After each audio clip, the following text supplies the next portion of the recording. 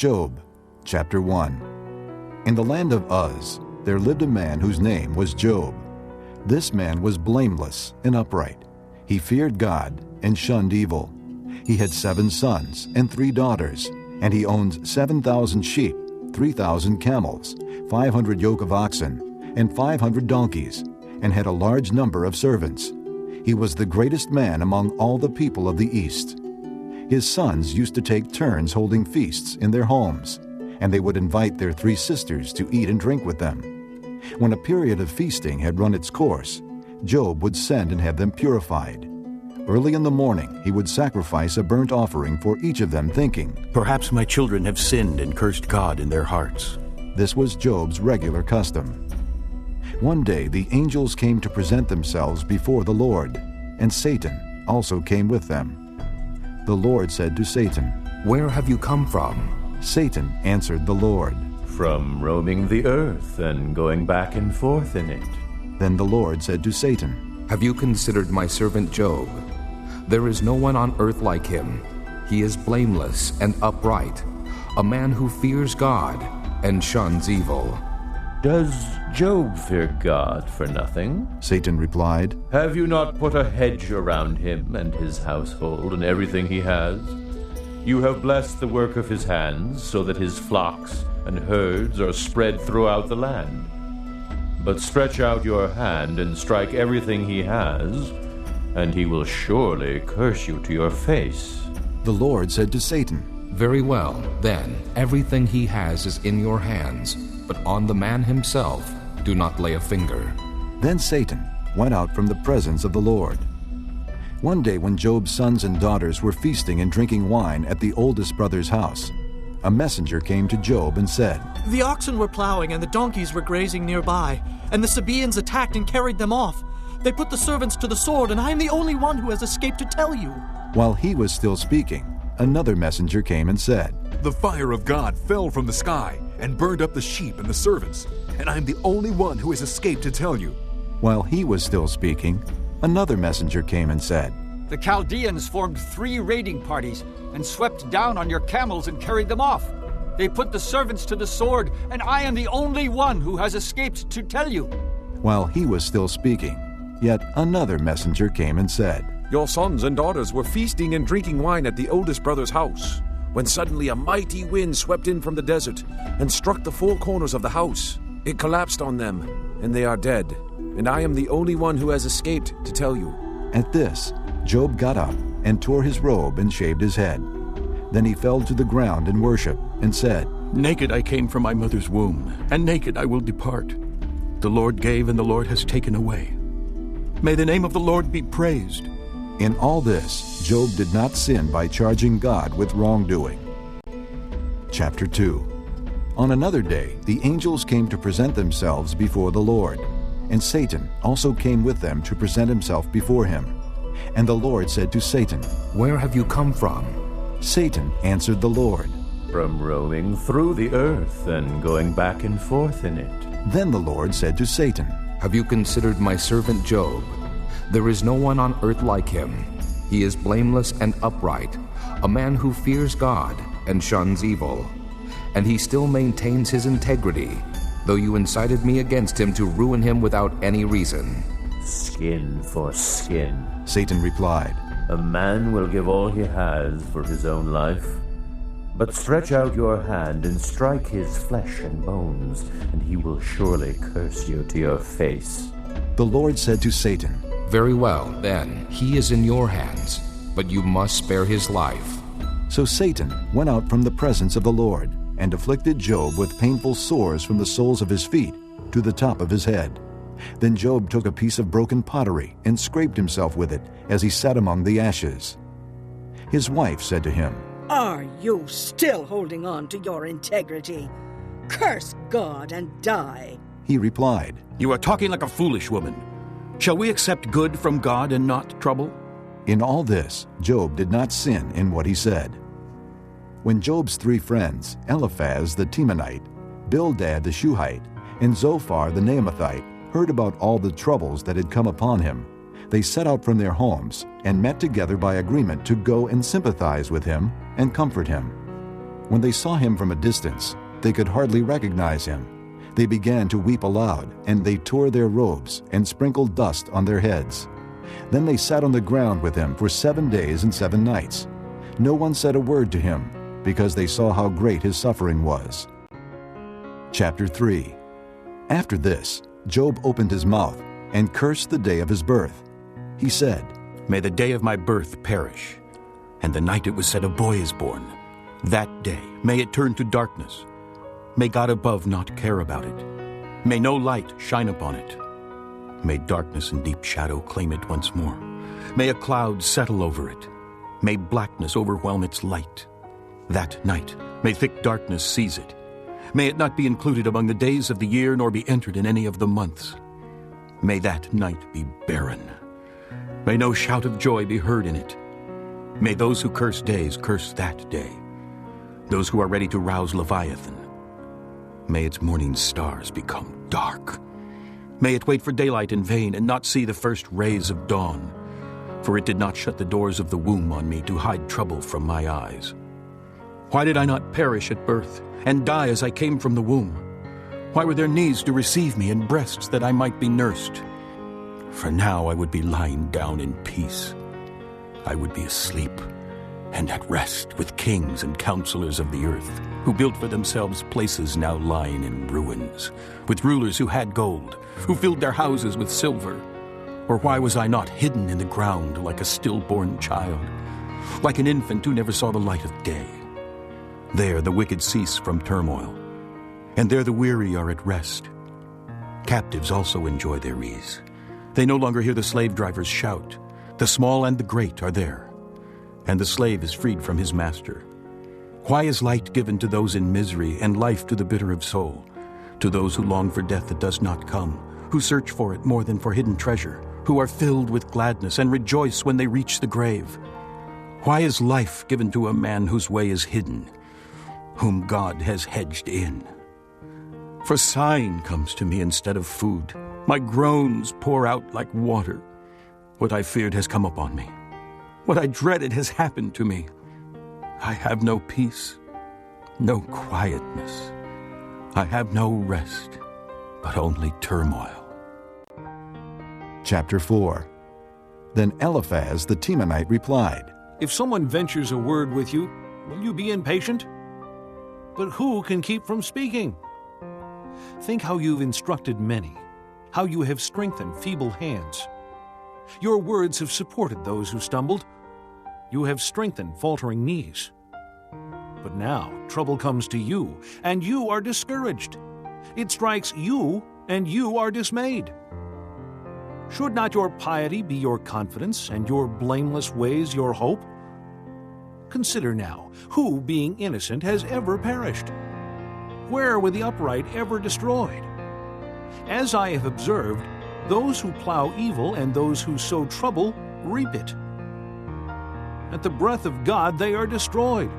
At the blast of his anger they perish. The lions may roar and growl, yet the teeth of the great lions are broken. The lion perishes for lack of prey, and the cubs of the lioness are scattered. A word was secretly brought to me. My ears caught a whisper of it. Amid disquieting dreams in the night, when deep sleep falls on men, fear and trembling seized me and made all my bones shake. A spirit glided past my face, and the hair on my body stood on end. It stopped, but I could not tell what it was. A form stood before my eyes, and I heard a hushed voice, Can a mortal be more righteous than God? Can a man be more pure than his Maker? If God places no trust in his servants, if he charges his angels with error, how much more those who live in houses of clay, whose foundations are in the dust, who are crushed more readily than a moth? Between dawn and dusk they are broken to pieces. Unnoticed, they perish forever. Are not the cords of their tent pulled up so that they die without wisdom? Chapter 5. Call if you will, but who will answer you? To which of the holy ones will you turn? Resentment kills a fool, and envy slays the simple. I myself have seen a fool taking root, but suddenly his house was cursed. His children are far from safety, crushed in court without a defender. The hungry consume his harvest, taking it even from among thorns, and the thirsty pant after his wealth. For hardship does not spring from the soil, nor does trouble sprout from the ground. Yet man is born to trouble as surely as sparks fly upward. But if it were I would appeal to God. I would lay my cause before him. He performs wonders that cannot be fathomed, miracles that cannot be counted. He bestows rain on the earth. He sends water upon the countryside. The lowly he sets on high, and those who mourn are lifted to safety. He thwarts the plans of the crafty, so that their hands achieve no success. He catches the wise in their craftiness, and the schemes of the wily are swept away. Darkness comes upon them in the daytime. At noon they grope as in the night. He saves the needy from the sword in their mouth. He saves them from the clutches of the powerful. So the poor have hope, and injustice shuts its mouth. Blessed is the man whom God corrects. So do not despise the discipline of the Almighty. For he wounds, but he also binds up. He injures, but his hands also heal. From 6 calamities he will rescue you. In 7, no harm will befall you. In famine he will ransom you from death, and in battle from the stroke of the sword. You will be protected from the lash of the tongue, and need not fear when destruction comes. You will laugh at destruction and famine, and need not fear the beasts of the earth. For you will have a covenant with the stones of the field, and the wild animals will be at peace with you. You will know that your tent is secure. You will take stock of your property and find nothing missing. You will know that your children will be many, and your descendants like the grass of the earth. You will come to the grave in full vigor, like sheaves gathered in season. We have examined this, and it is true. So hear it, and apply it to yourself. Chapter 6. Then Job replied, If only my anguish could be weighed and all my misery be placed on the scales. It would surely outweigh the sands of the seas. No wonder my words have been impetuous. The arrows of the Almighty are in me. My spirit drinks in their poison. God's terrors are marshaled against me. Does a wild donkey bray when it has grass, or an ox bellow when it has fodder? Is tasteless food eaten without salt, or is there flavor in the white of an egg? I refuse to touch it. Such food makes me ill. Oh, that I might have my request, that God would grant what I hope for, that God would be willing to crush me, to let loose his hand and cut me off. Then I would still have this consolation, my joy in unrelenting pain, that I had not denied the words of the Holy One. What strength do I have that I should still hope? What prospects that I should be patient? Do I have the strength of stone? Is my flesh made of bronze? Do I have any power to help myself now that success has been driven from me? A despairing man should have the devotion of his friends, even though he forsakes the fear of the Almighty. But my brothers are as undependable as intermittent streams, as the streams that overflow when darkened by thawing ice and swollen with melting snow, but that cease to flow in the dry season, and in the heat vanish from their channels. Caravans turn aside from their routes. They go up into the wasteland and perish. The caravans of Tema look for water. The traveling merchants of Sheba look in hope. They are distressed, because they had been confident. They arrived there only to be disappointed. Now you, too, have proved to be of no help. You see something dreadful and are afraid. Have I ever said, "Give something on my behalf, pay a ransom for me from your wealth, deliver me from the hand of the enemy, ransom me from the clutches of the ruthless"? Teach me, and I will be quiet. Show me where I have been wrong. How painful are honest words. But what do your arguments prove? Do you mean to correct what I say and treat the words of a despairing man as wind? You would even cast lots for the fatherless and barter away your friend. But now be so kind as to look at me. Would I lie to your face? Relent. Do not be unjust. Reconsider, for my integrity is at stake. Is there any wickedness on my lips? Can my mouth not discern malice? Chapter 7. Does not man have hard service on earth? Are not his days like those of a hired man? Like a slave longing for the evening shadows, or a hired man waiting eagerly for his wages. So I have been allotted months of futility, and nights of misery have been assigned to me. When I lie down, I think, how long before I get up? The night drags on, and I toss till dawn. My body is clothed with worms and scabs. My skin is broken and festering. My days are swifter than a weaver's shuttle, and they come to an end without hope. Remember, O God, that my life is but a breath. My eyes will never see happiness again. The eye that now sees me will see me no longer. You will look for me, but I will be no more. As a cloud vanishes and is gone, so he who goes down to the grave does not return. He will never come to his house again. His place will know him no more. Therefore I will not keep silent. I will speak out in the anguish of my spirit. I will complain in the bitterness of my soul. Am I the sea or the monster of the deep that you put me under guard? When I think my bed will comfort me and my couch will ease my complaint, even then you frighten me with dreams and terrify me with visions, so that I prefer strangling and death rather than this body of mine. I despise my life. I would not live forever. Let me alone. My days have no meaning. What is man that you make so much of him, that you give him so much attention, that you examine him every morning and test him every moment? Will you never look away from me, or let me alone even for an instant? If I have sinned, what have I done to you, O watcher of men? Why have you made me your target? Have I become a burden to you? Why do you not pardon my offenses and forgive my sins? For I will soon lie down in the dust. You will search for me, but I will be no more. Chapter 8. Then Bildad the Shuhite replied, How long will you say such things? Your words are a blustering wind. Does God pervert justice? Does the Almighty pervert what is right? When your children sinned against him, he gave them over to the penalty of their sin. But if you will look to God and plead with the Almighty, if you are pure and upright, even now he will rouse himself on your behalf and restore you to your rightful place. Your beginnings will seem humble, so prosperous will your future be. Ask the former generations and find out what their fathers learned. For we were born only yesterday and know nothing, and our days on earth are but a shadow. Will they not instruct you and tell you? Will they not bring forth words from their understanding?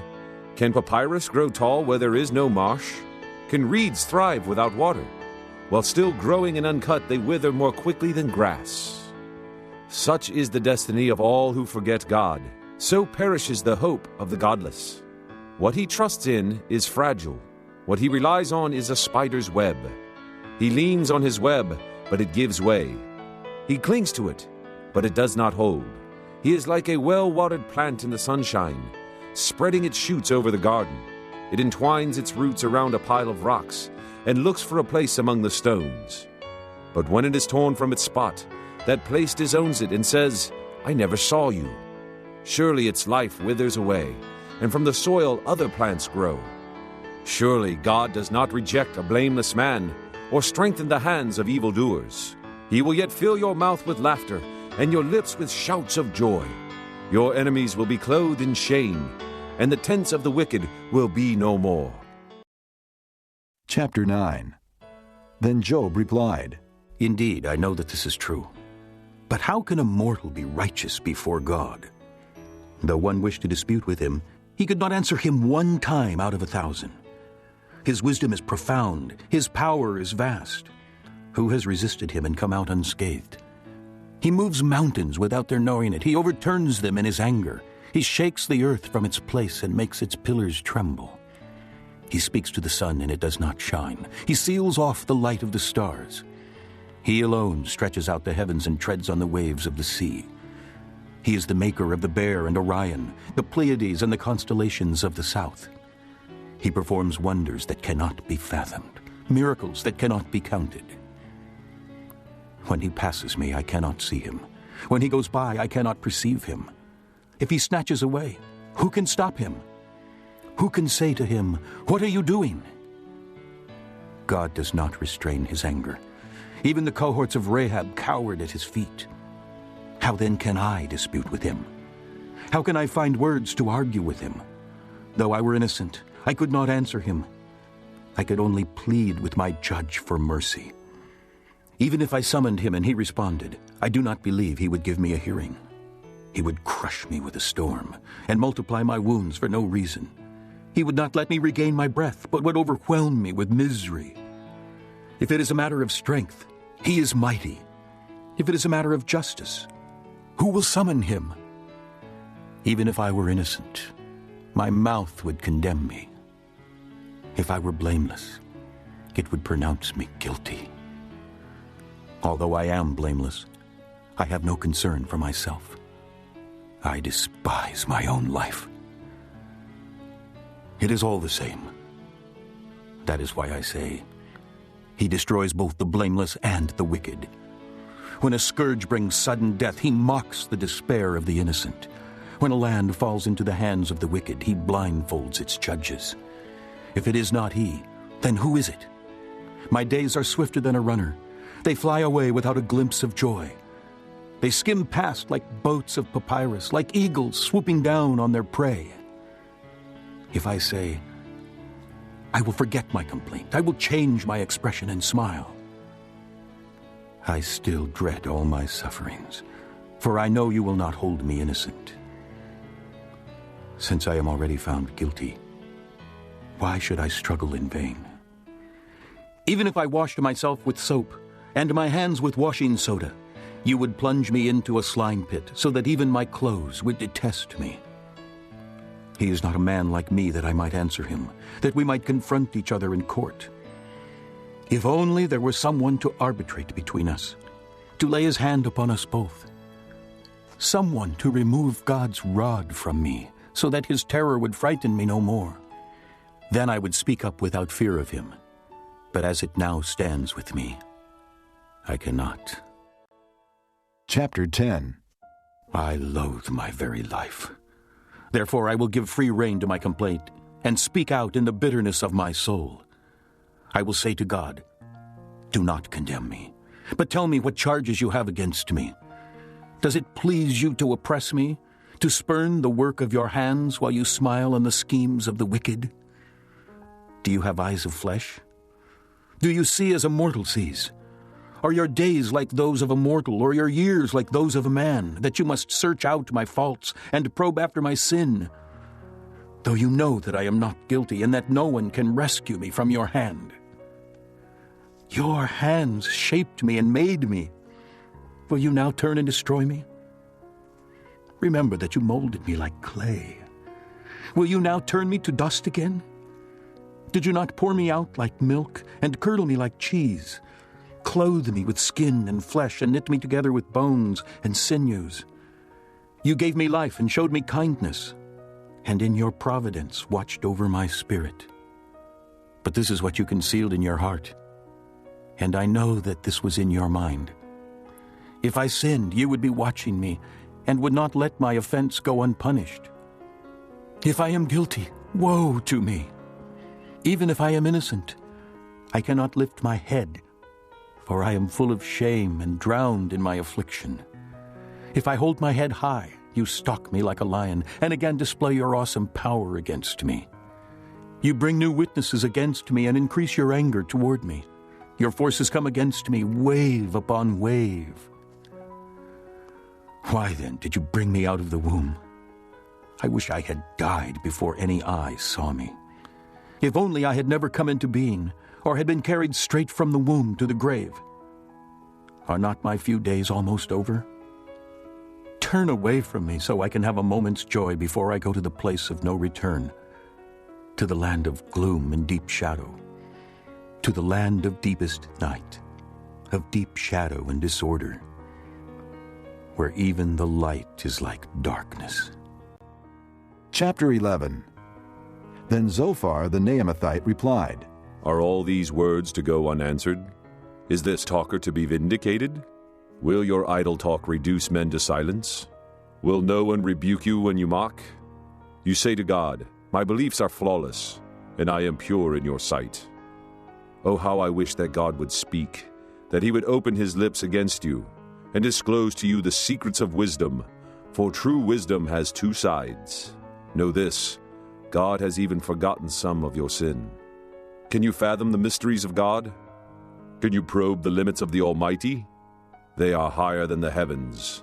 What can you do? They are deeper than the depths of the grave. What can you know? Their measure is longer than the earth and wider than the sea. If he comes along and confines you in prison and convenes a court, can you oppose him? Surely he recognizes deceitful men.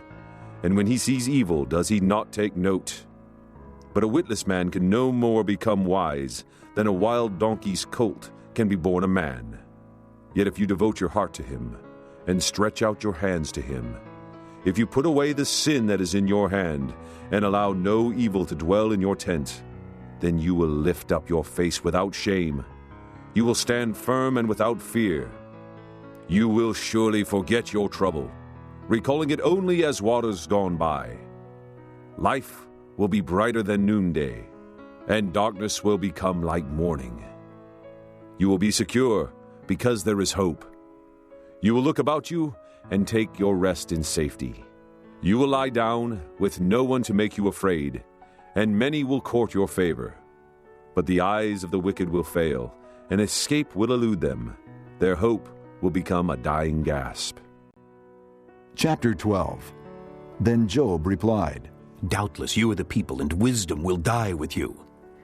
But I have a mind as well as you. I am not inferior to you.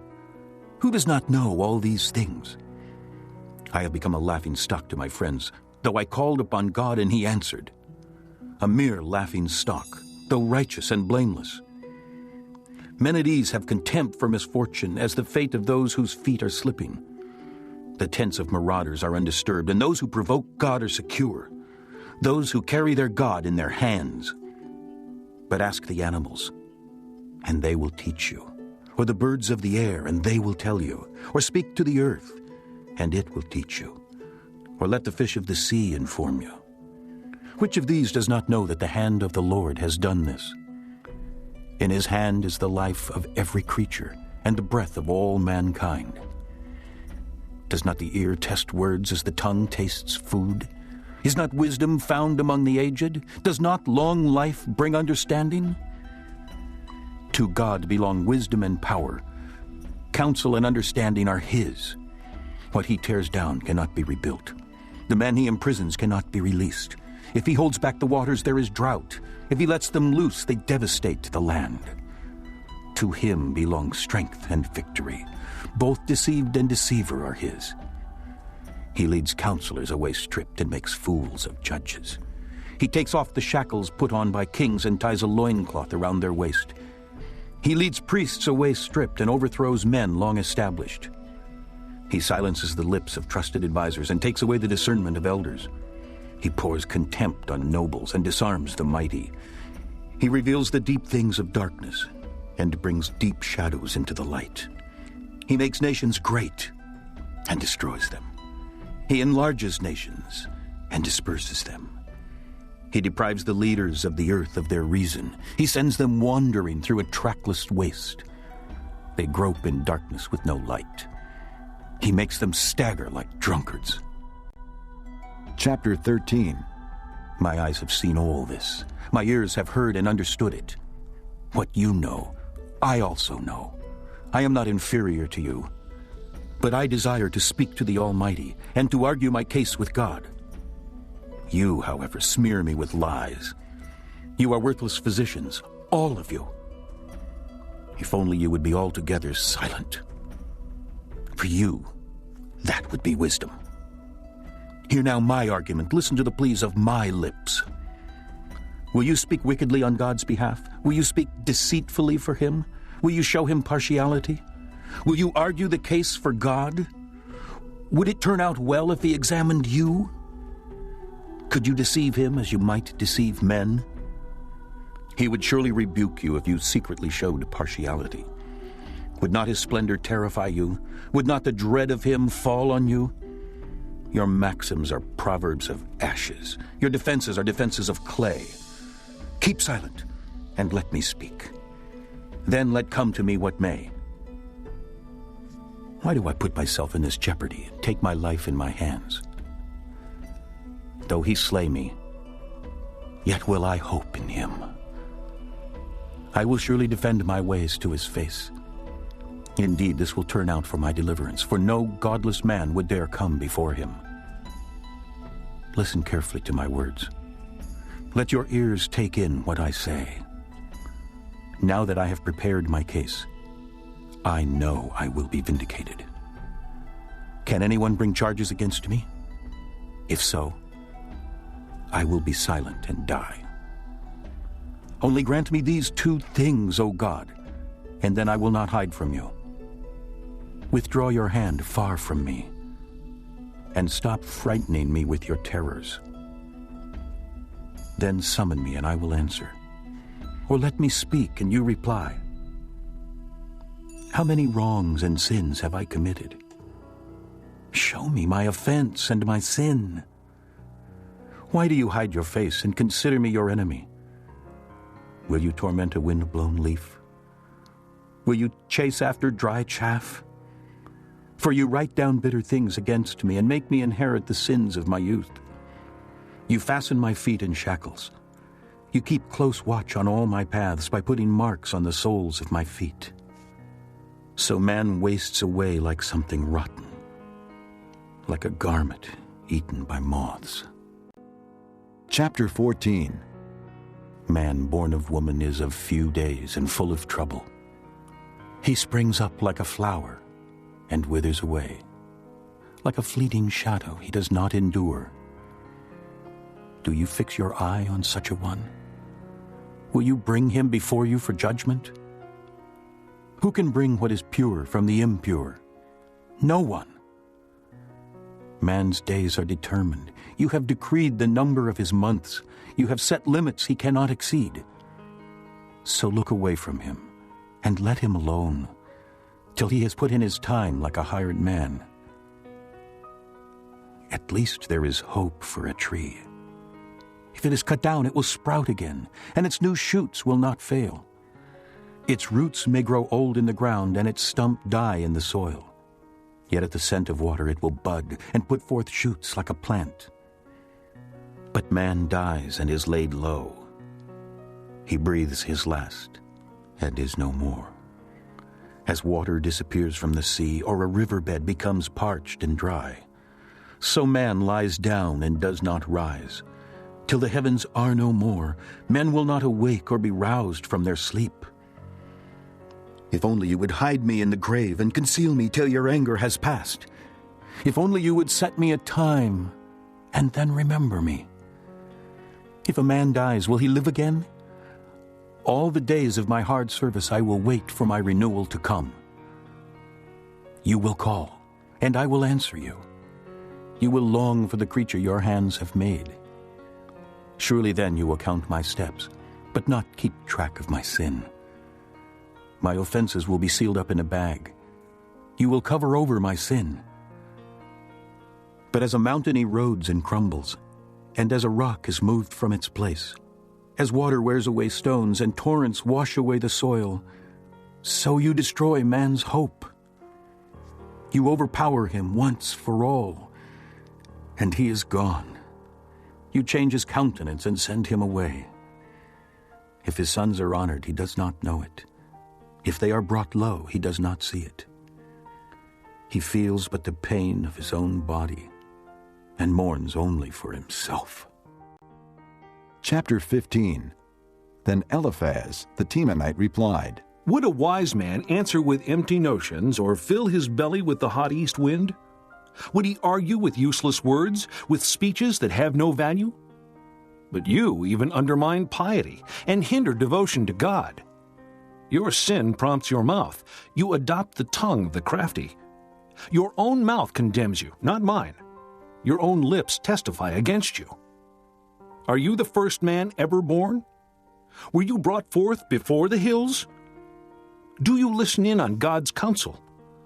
Do you limit wisdom to yourself? What do you know that we do not know? What insights do you have that we do not have?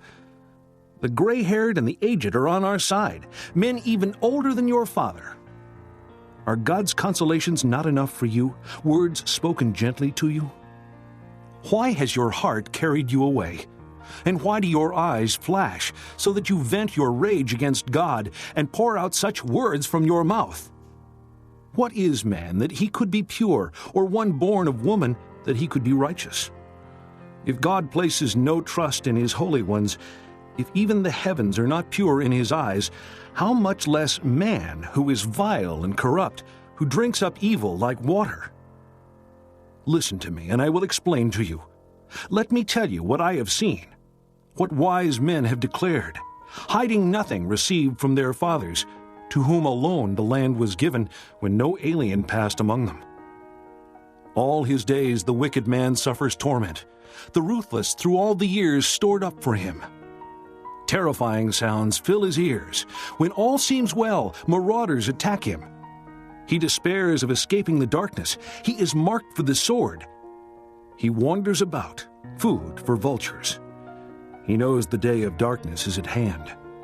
Distress and anguish fill him with terror. They overwhelm him like a king poised to attack, because he shakes his fist at God and vaunts himself against the Almighty, defiantly charging against him with a thick, strong shield.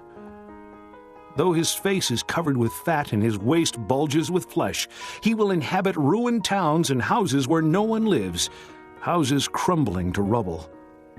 He will no longer be rich, and his wealth will not endure, nor will his possessions spread over the land. He will not escape the darkness. A flame will wither his shoots, and the breath of God's mouth will carry him away. Let him not deceive himself by trusting what is worthless, for he will get nothing in return. Before his time he will be paid in full, and his branches will not flourish. He will be like a vine stripped of its unripe grapes, like an olive tree shedding its blossoms. For the company of the godless will be barren, and fire will consume the tents of those who love bribes. They conceive trouble and give birth to evil.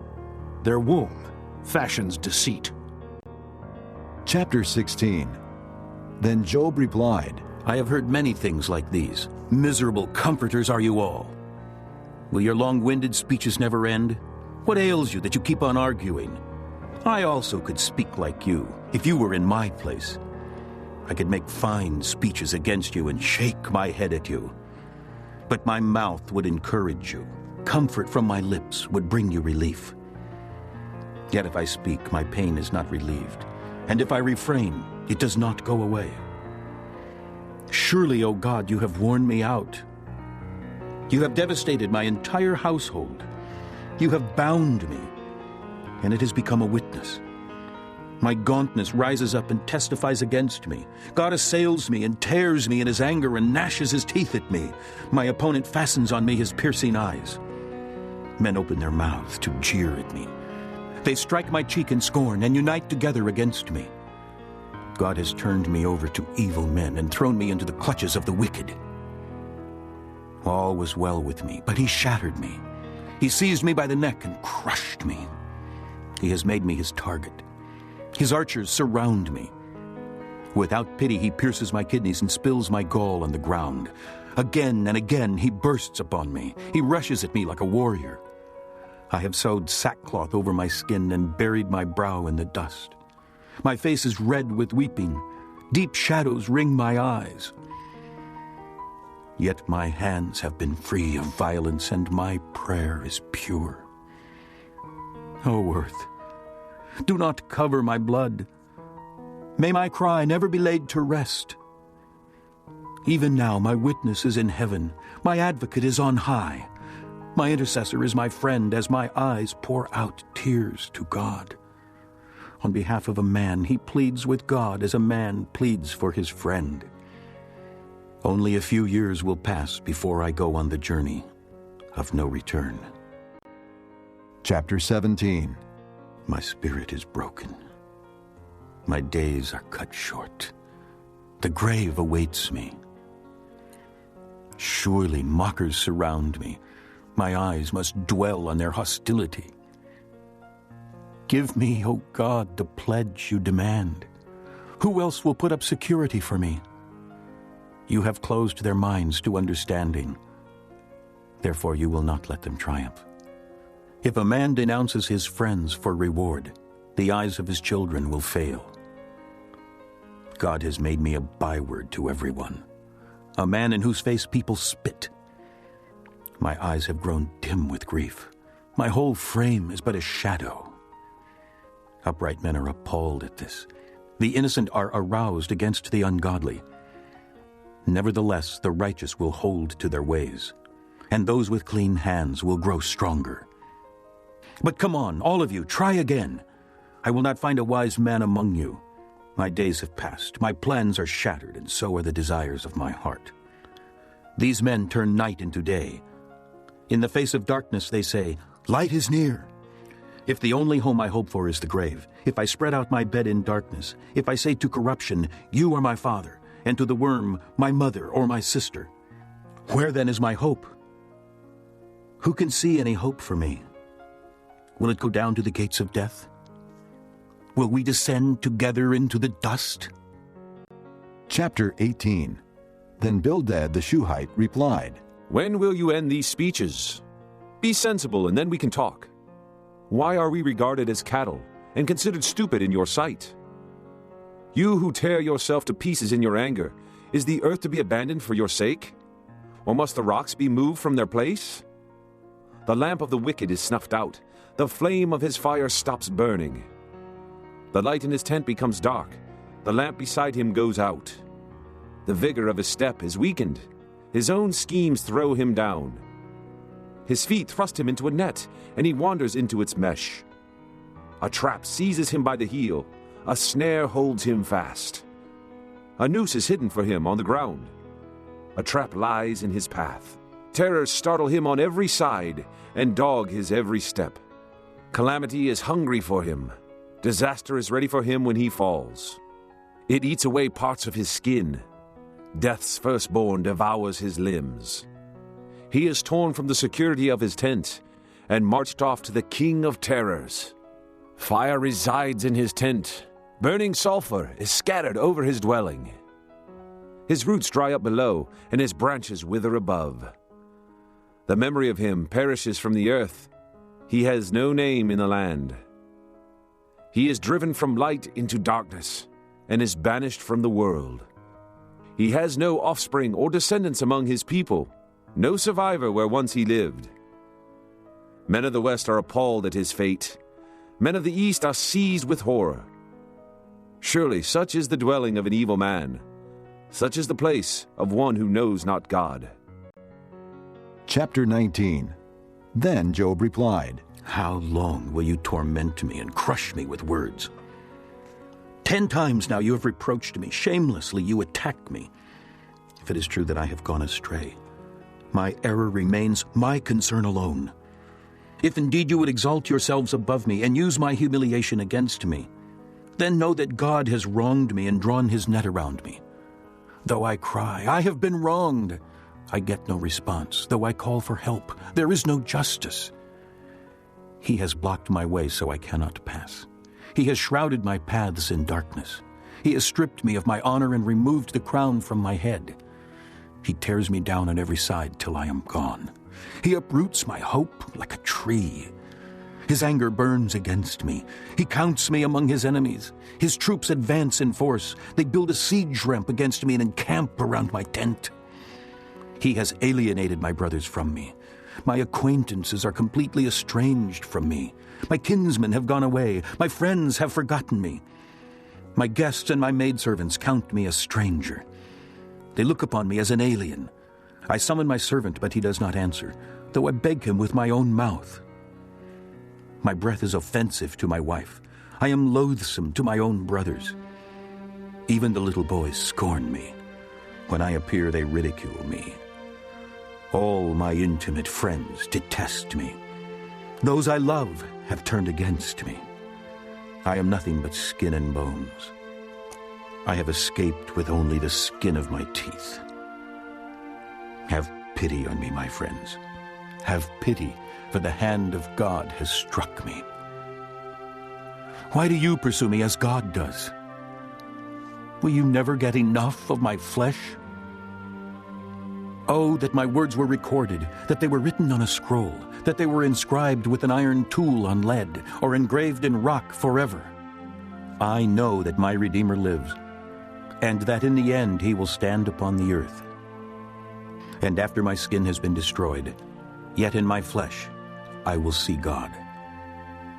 I myself will see him with my own eyes, I and not another. How my heart yearns within me! If you say, how we will hound him, since the root of the trouble lies in him, you should fear the sword yourselves. For wrath will bring punishment by the sword, and then you will know that there is judgment. Chapter 20. Then Zophar the Naamathite replied, My troubled thoughts prompt me to answer because I am greatly disturbed. I hear a rebuke that dishonors me, and my understanding inspires me to reply. Surely you know how it has been from of old, ever since man was placed on the earth, that the mirth of the wicked is brief, the joy of the godless lasts but a moment. Though his pride reaches to the heavens, and his head touches the clouds, he will perish forever, like his own dung. Those who have seen him will say, Where is he? Like a dream he flies away, no more to be found, banished like a vision of the night. The eye that saw him will not see him again. His place will look on him no more. His children must make amends to the poor. His own hands must give back his wealth. The youthful vigor that fills his bones will lie with him in the dust. Though evil is sweet in his mouth, and he hides it under his tongue, though he cannot bear to let it go, and keeps it in his mouth, yet his food will turn sour in his stomach. It will become the venom of serpents within him. He will spit out the riches he swallowed. God will make his stomach vomit them up. He will suck the poison of serpents. The fangs of the adder will kill him. He will not enjoy the streams, the rivers flowing with honey and cream. What he toiled for, he must give back uneaten. He will not enjoy the profit from his trading. For he has oppressed the poor and left them destitute. He has seized houses he did not build. Surely he will have no respite from his craving. He cannot save himself by his treasure. Nothing is left for him to devour. His prosperity will not endure. In the midst of his plenty, distress will overtake him. The full force of misery will come upon him. When he has filled his belly, God will vent his burning anger against him and rain down his blows upon him. Though he flees from the iron weapon, a bronze-tipped arrow pierces him. He pulls it out of his back, the gleaming point out of his liver. Terrors will come over him. Total darkness lies in wait for his treasures. A fire unfanned will consume him and devour what is left in his tent. The heavens will expose his guilt. The earth will rise up against him. A flood will carry off his house, rushing waters on the day of God's wrath. Such is the fate God allots the wicked, the heritage appointed for them by God. Chapter 21. Then Job replied, Listen carefully to my words. Let this be the consolation you give me. Bear with me while I speak, and after I have spoken, mock on. Is my complaint directed to man? Why should I not be impatient? Look at me and be astonished. Clap your hand over your mouth. When I think about this, I am terrified. Trembling seizes my body. Why do the wicked live on, growing old and increasing in power? They see their children established around them, their offspring before their eyes. Their homes are safe and free from fear. The rod of God is not upon them. Their bulls never fail to breed. Their cows calve and do not miscarry. They send forth their children as a flock. Their little ones dance about. They sing to the music of tambourine and harp. They make merry to the sound of the flute. They spend their years in prosperity and go down to the grave in peace.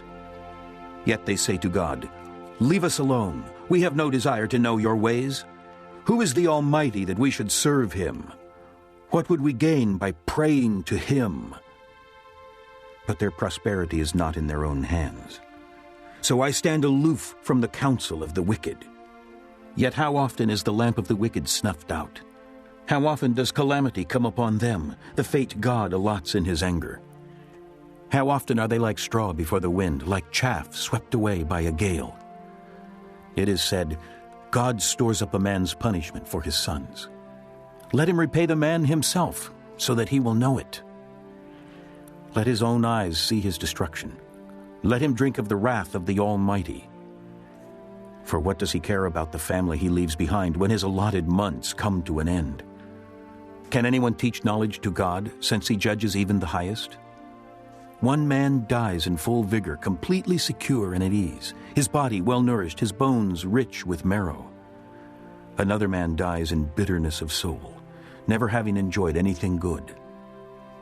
Side by side they lay in the dust, and worms cover them both. I know full well what you are thinking, the schemes by which you would wrong me.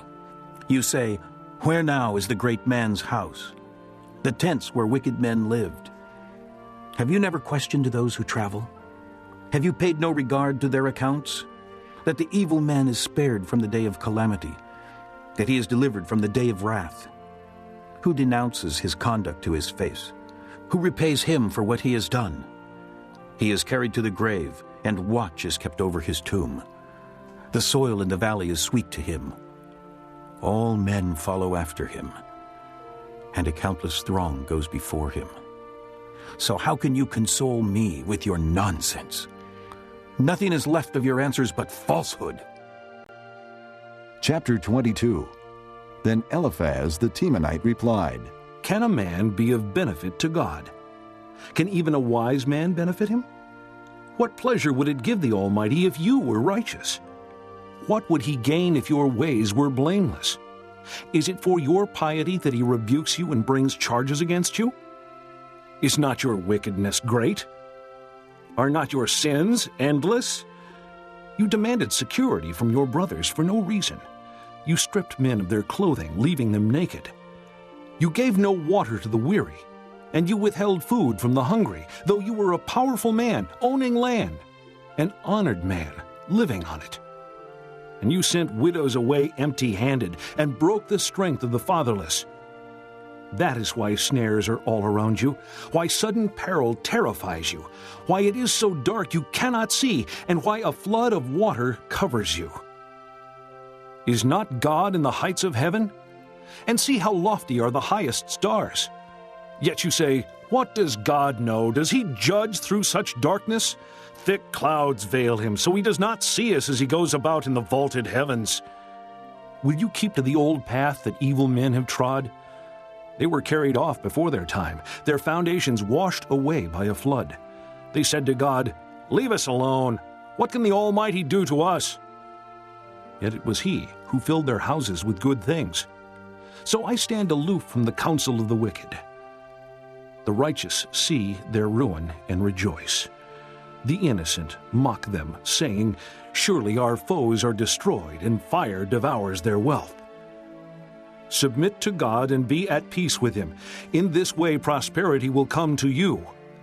Accept instruction from his mouth, and lay up his words in your heart. If you return to the Almighty, you will be restored.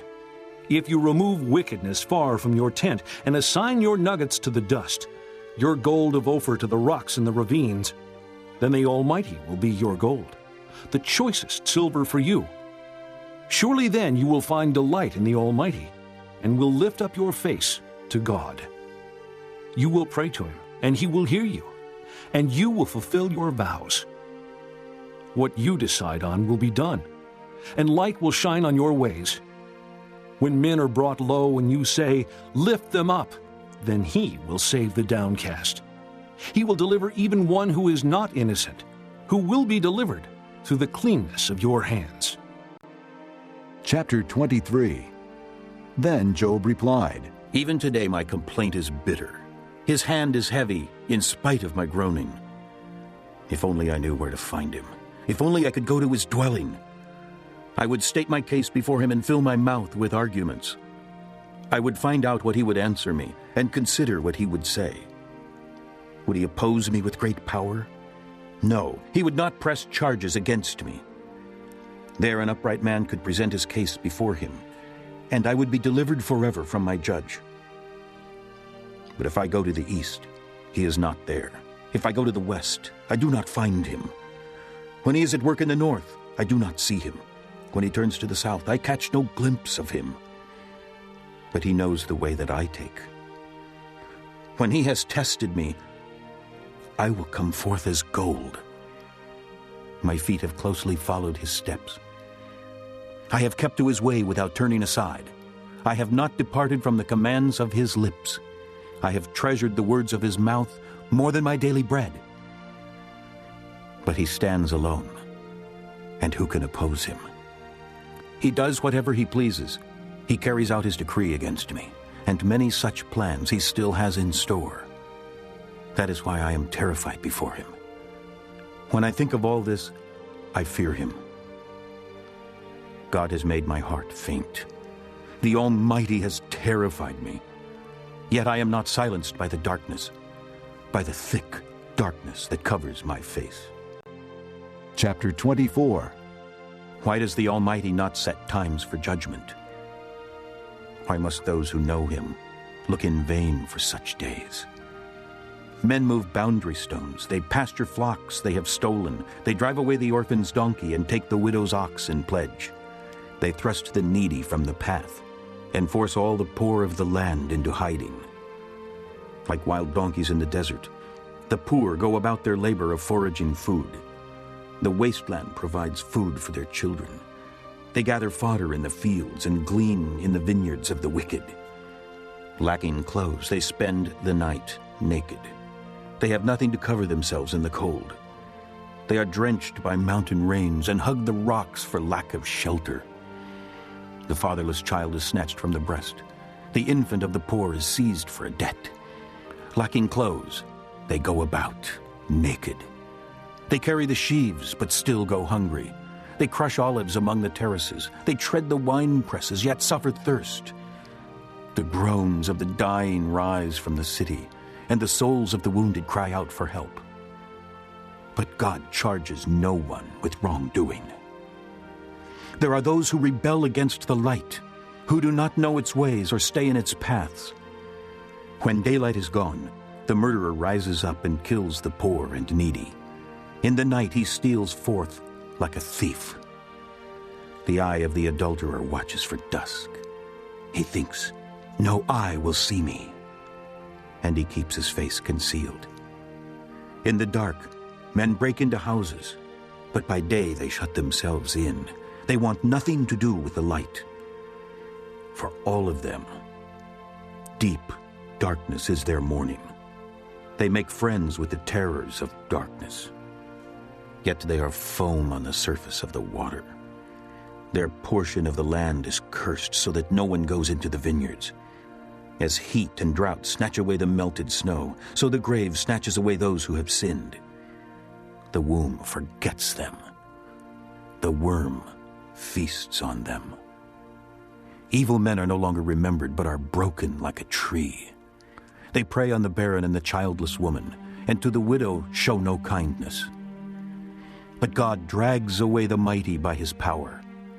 Though they become established, they have no assurance of life. He may let them rest in a feeling of security, but his eyes are on their ways. For a little while they are exalted, and then they are gone. They are brought low and gathered up like all others. They are cut off like heads of grain.